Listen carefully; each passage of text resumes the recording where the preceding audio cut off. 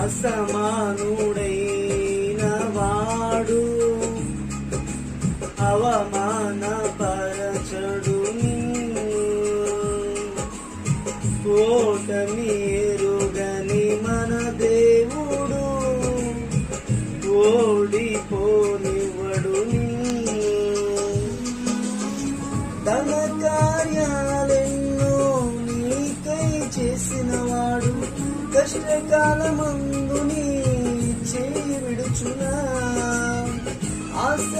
అసాధ్యములెన్నో దాటించిన నాదుడు